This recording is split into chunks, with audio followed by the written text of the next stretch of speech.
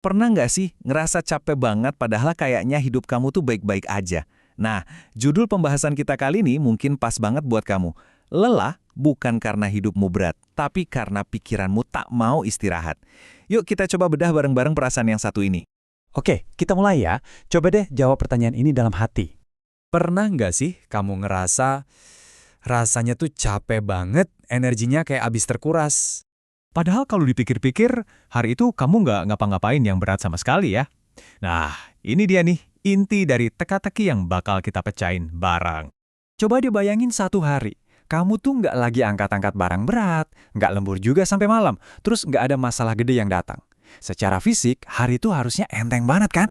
Tapi, anehnya, rasa capeknya itu nempel terus. Kayak ada yang nyedot energimu sampai habis. Sebenarnya apa sih yang terjadi? Nah ini dia nih jawabannya. Sebuah ide yang mungkin bisa mengubah cara pandangmu soal rasa capek. Bisa jadi yang benar-benar lelah itu bukan badanmu, tapi pikiranmu. Ini titik baliknya.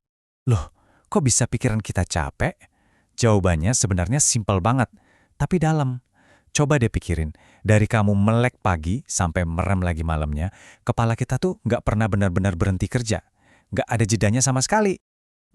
Siklus ini kedengarannya familiar banget nggak sih? Pagi-pagi nih, mata baru kebuka, pikiran udah lari maraton, mikirin to-do list.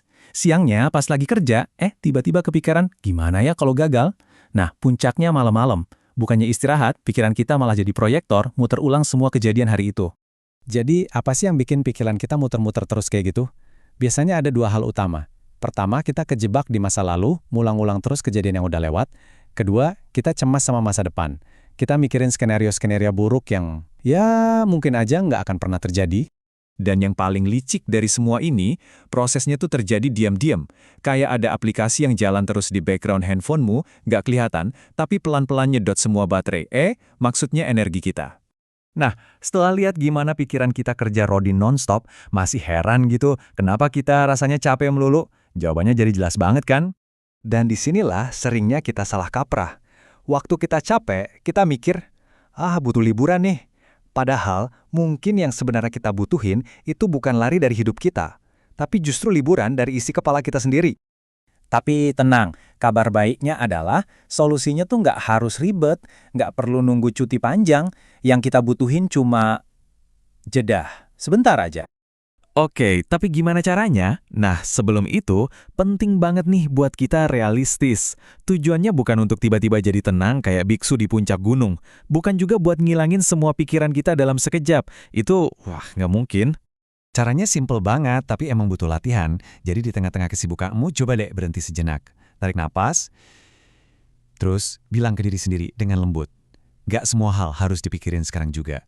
Kasih izin ke diri sendiri buat menunda.